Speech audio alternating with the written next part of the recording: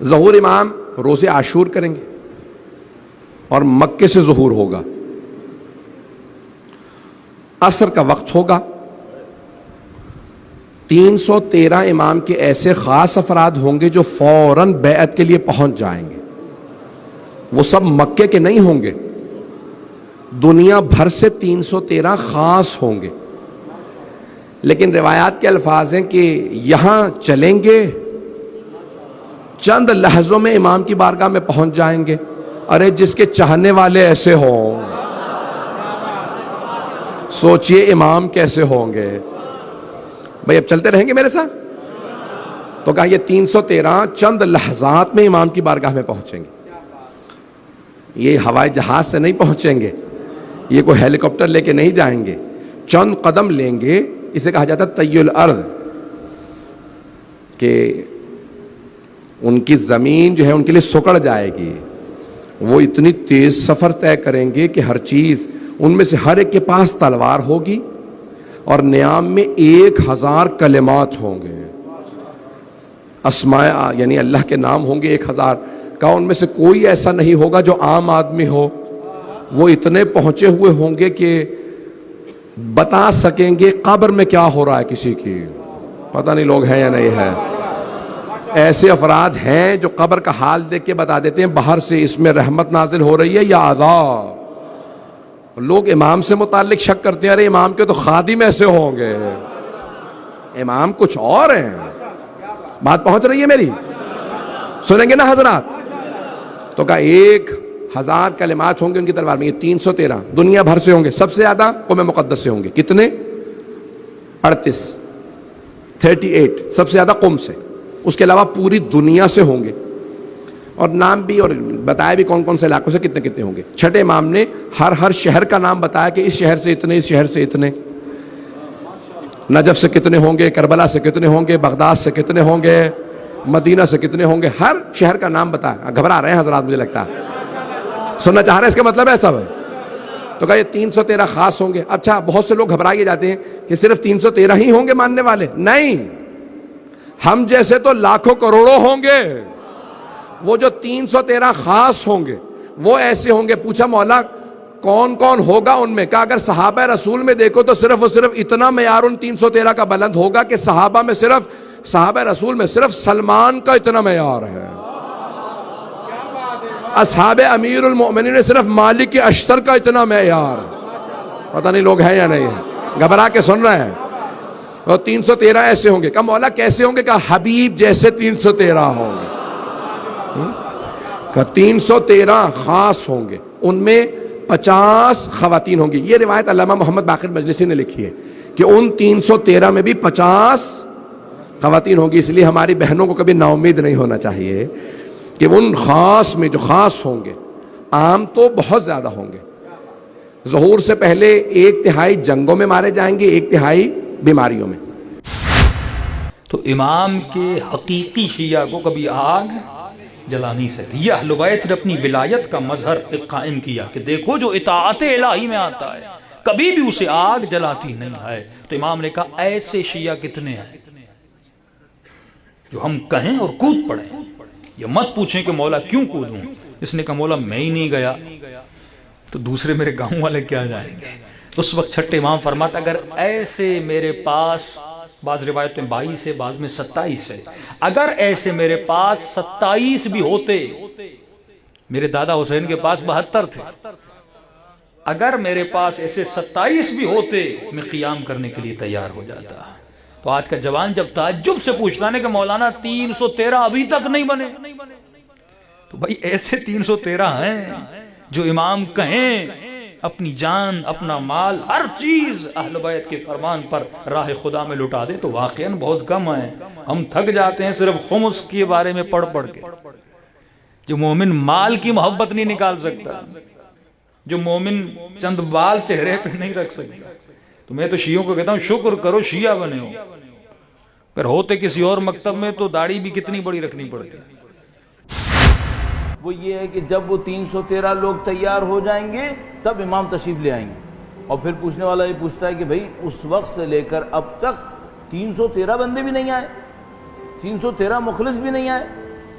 تو 100% صحیح ہے کہ 313 تو یقیناً آ چکے ہوں گے، تو پھر ظہور کیوں نہیں ہوا؟ تو پھر ہم یہ کہیں گے کہ ہاں یہ جو 313 ہیں بالآخر ان 313 نے بھی سنگل ہینڈڈلی امام کی نصرت نہیں کرنی ہے، یہ لوگ بھی کمانڈرز ہوں گے، ان کمانڈرز کے نیچے بھی آرمی ہوگی۔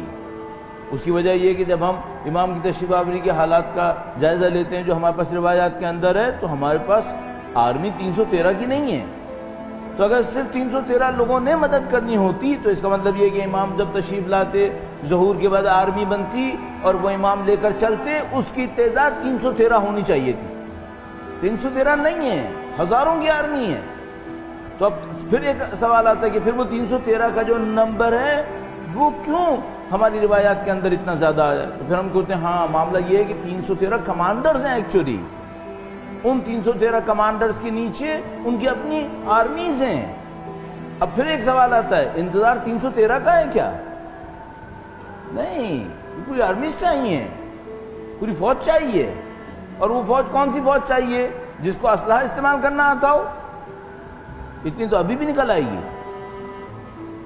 اب ہمارے سامنے ایک بہت کمپلیکیٹڈ صورتحال آتی ہے، عقیدت مندوں کا انتظار نہیں ہے، کمانڈرز کا بھی در حقیقت انتظار نہیں ہے، کمانڈرز کے نیچے آرمی ہو جس کو اسلحہ چلانا آتا ہو، اس کا بھی انتظار نہیں ہے۔ تو پھر انتظار کس کا ہے؟ پھر وہ کمانڈرز جن کے نیچے ہر ایک کے پاس اتنی آرمی ہو جس کا صرف اسلحہ چلانے کا معاملہ نہیں ہے، اس کا معاملہ ہے نفس پہ کنٹرول کتنا ہو، اس کے اندر عبودیت کتنی ہو، اس کے اندر فرما برداری کتنی ہو۔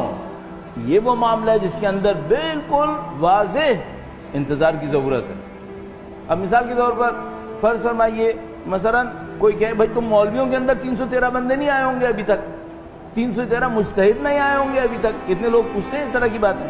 آئے ہوں گے یقیناً، اور ان 313 مجتہدین کی لاکھوں پیروی کرنے والے نہیں ہوں گے، ابھی بھی ہر ایک مرجع تقلید کی پیروی کرنے والے کروڑوں نہیں ہوں گے کیا؟ ابھی ہوں گے۔ تو پھر وہ 313 کا لشکر نہیں بنا، تو پھر میں کہوں گا مقلد تو ہیں ہم لوگ، تقلید تو ہم کرتے ہیں، لیکن اگر ہم سے ابھی کوئی نفس پرستی کے امتحان میں بٹھا دے، کتنے لوگ کامیاب ہونے والے ہیں؟ دنیا پرستی کے امتحان میں کوئی ہمیں ڈال دے، کتنے لوگ جیتنے والے ہیں؟ اور اس کی علامت کیا ہے؟ اس کی علامت یہ ہے کہ مثلا فرض کرو اگر ہم سے کوئی یہ کہے کہ بھئی پورے کراچی میں ڈھونڈو ایسا بندہ لاؤ جس نے کبھی بھی کوئی امانت لی ہو تو اس نے ذرے کی خیانت نہ کی ہو۔ ایک گورنمنٹ آفیسر کو بٹھا دو، ڈیڈ آنیسٹ گورنمنٹ آفیسر، خیانت نہیں کرتا ہوگا۔ میرے جیسا آدمی اگر میرے پاس مثال کے طور پر کسی نے کوئی امانت دی ہے، فرض کرو کروڑ روپے امانت دی ہے، 2-4 پیسے کی 2-4 روپے کا تو ادھر ادھر ہو ہی جائے گا۔ اس درجے کے امانت دار کتنے ہیں ہمارے پاس؟ خاص کر ان لوگوں میں سے جن کو یہ پتا ہو کہ دنیا میں کوئی حساب لینے والا نہیں ہوگا۔ امام کے سپاہیوں میں آپ ضرور شامل ہوں۔ امام کے سپاہیوں میں شامل ہونے کے لیے کوئی قید نہیں ہے، کوئی قید نہیں۔ ٹھننا ہو تو لمبا ہو آؤ، کالا ہو یا گورا ہو آؤ، سید ہو یا شیخ ہو آؤ، مغل ہو یا پٹھان ہو آؤ، ہندوستانی ہو یا ایرانی ہو یا پاکستانی ہو یا عراقی ہو یا سعودی ہو یا امریکن ہو یا یورپین ہو، کوئی آؤ آؤ سب آؤ۔ تو آپ کہیں گے تو پھر تو امام کا لشکر بہت بڑا ہوگا، یہ آنے کے دروازے تو سب کھلے ہوئے ہیں، مگر سب کے آخر میں ایک دروازہ ایسا لگا ہوا ہے کہ وہاں پر بہت پھسولا ہو جائے گا۔ سید و شیخ کی قید نہیں ہے، مغل و پٹھان کی قید نہیں ہے، کالے و گورے کی قید نہیں ہے، لمبے و چھوٹے کی قید نہیں ہے، ضعیف و جوان کی قید نہیں ہے، مگر ایک قید لگی ہوئی ہے، سن لیجیے اور آپ کی تقریب آپ کی زحمت ختم کروں۔ وہ قید بڑی قیامت کی ہے۔ وہ قید یہ ہے کہ چونکہ امام کا مشن یہ ہے، امام معصوم کا مشن یہ ہے کہ دنیا سے ظلم کا خاتمہ ہو جائے، اس لیے امام اپنے لشکر میں کسی بھی ایسے شخص کو لینے پر تیار نہیں ہوں گے جس نے زندگی میں کبھی کسی پر ظلم کیا ہو۔